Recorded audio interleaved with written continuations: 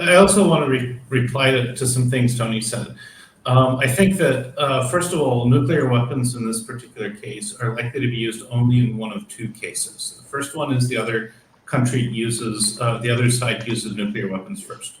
The second would be the other side carries out attacks that particularly undermine defenses against or nuclear deterrence capabilities. So, for example, I think that if NATO were to try to take out integrated air defense around Moscow, that could result in a nuclear attack.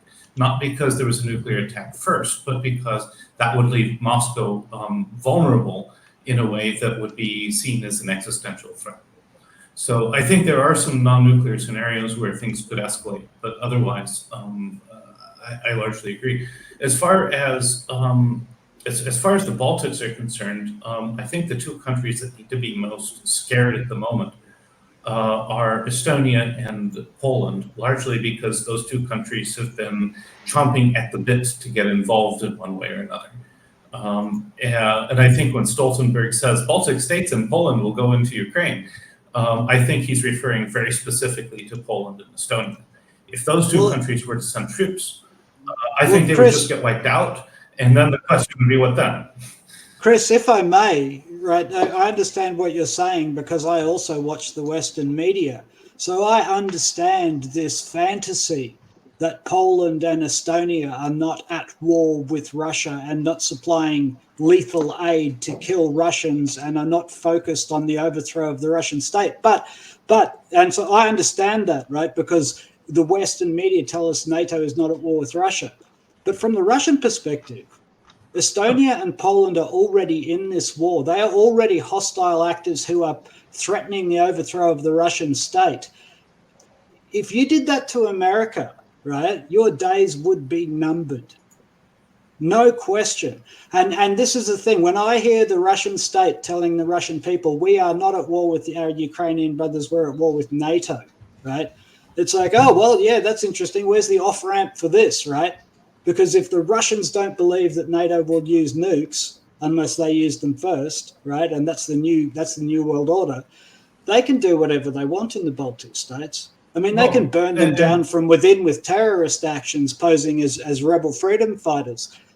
And this is the weird thing. It's like Europe doesn't seem to understand that Russia might have like 100 people make $1 billion each, while 1 million men die on the battlefield over the next 5 years.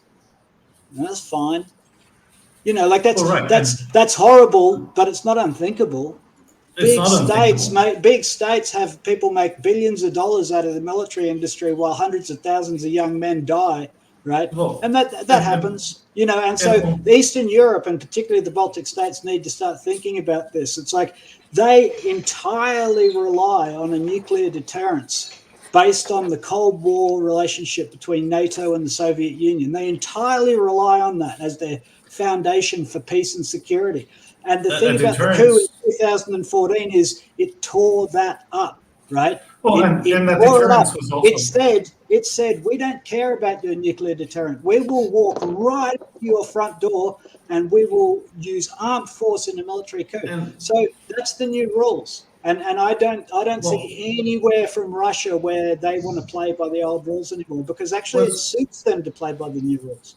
Was it Kissinger who said later on that our extending of the nuclear umbrella to NATO countries was a bluff?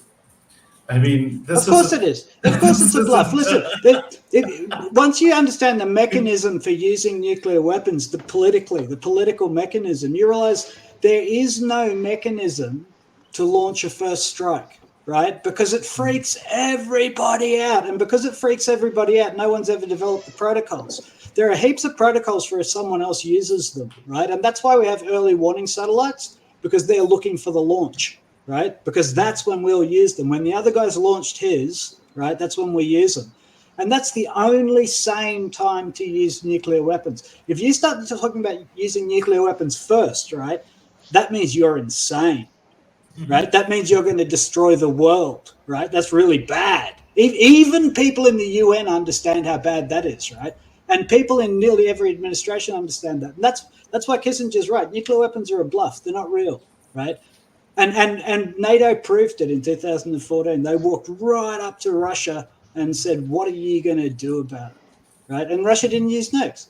And in fact, Russia has come out and said they've blustered about nukes, but in the end, they had to walk it back and they said, we won't use them unless you use them first, right? Because that's the rule. It's the only rule. Mehdi. Yes. Thank you. You know, oh shit, now I lost my thought.